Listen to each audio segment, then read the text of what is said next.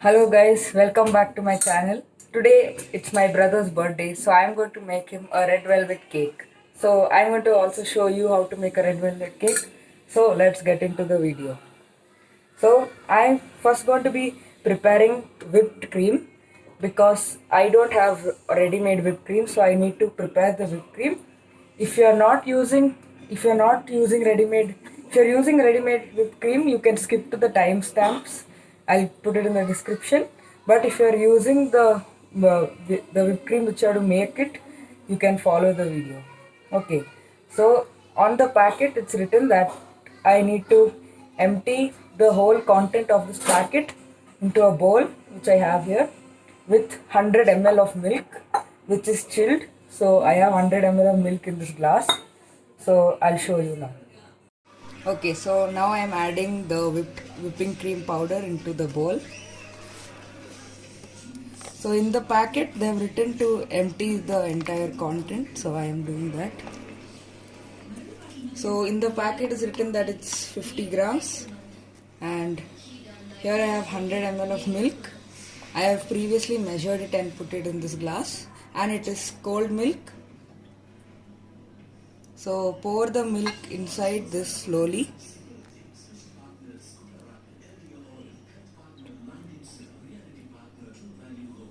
Okay, now we need to mix it with a whisk for 3 to 5 minutes. Okay, so now I am going to whip the whipped cream. You need to whip it at a medium setting for about 3 to 5 minutes.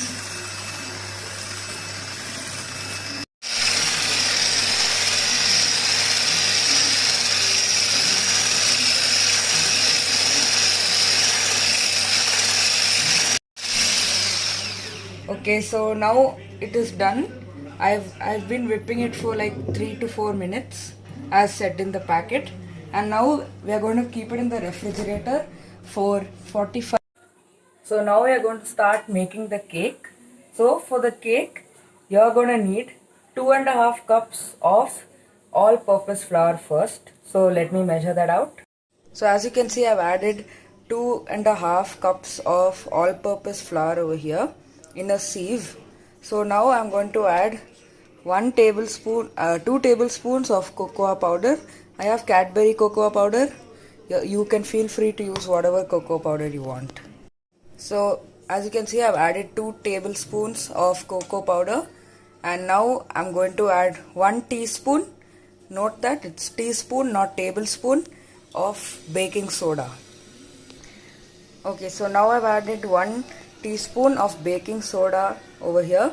So now I'm going to add 1 teaspoon of salt. So now that all my dried ingredients are added in this, I am going to sieve it into this bowl. So I will catch you after I've done that. So now I've sieved the dry ingredients. So now I'm going to just give it a stir with this spoon or spatula.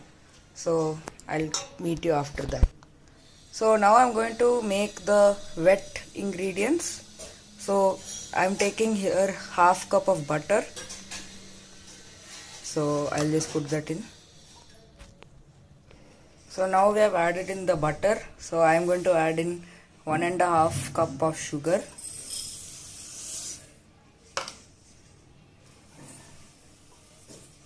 And now we need to use the whisk and whisk it nicely until they are combined. So I will meet you after that. So now I'm going to whisk it.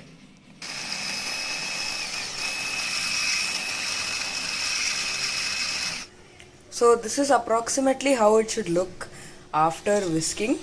And now we need to add 1 egg. We need to add in total 2 eggs, but 1 egg at a time. And after adding each egg, we need to whisk it. So I'm going to add 1 egg now. So this is the result after adding 1 egg. So I'm going to add another one. So after beating the eggs, you should even add 1 cup of vegetable oil into it. Forgot to mention it, but I've already whisked it after adding the vegetable oil. Now we should add 1 cup of buttermilk and whisk it until it's combined. We should also add 1 teaspoon of vinegar, white vinegar. So now we should gradually add in our dry mixture. Be sure not to add the whole thing at once. We should whisk little bit and add the rest.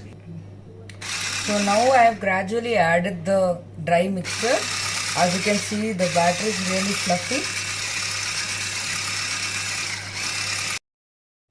So now after you have done beating it, we need to add 2 teaspoons of vanilla essence.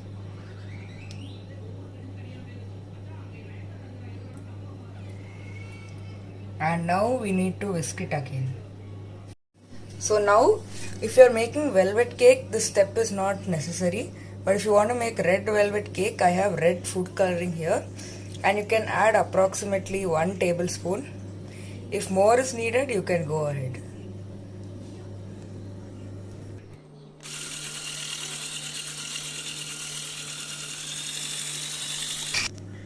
So as you can see, it has become red in color.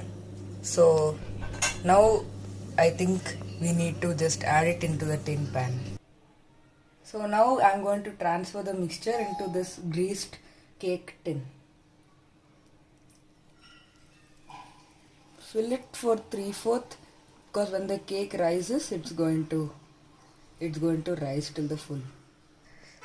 Now we must bake it in an oven for 35 to 40 minutes at 180 degrees, and the oven was preheated.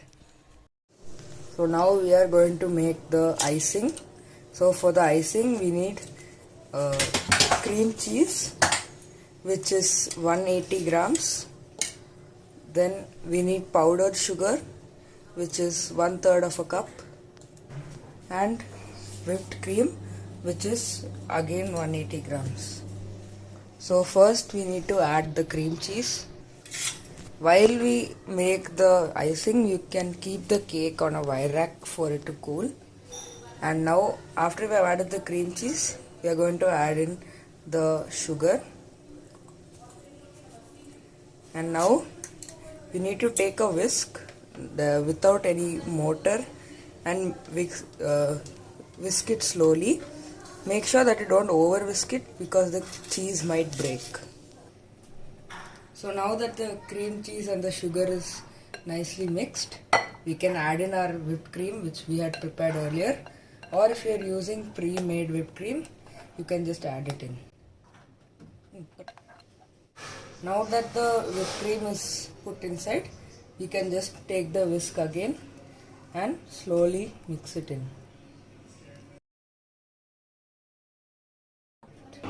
Now that the whipped cream is done, the icing, so we can start icing the cake. You can ice it in however you want. I am just icing the whole cake. You must ice the side also.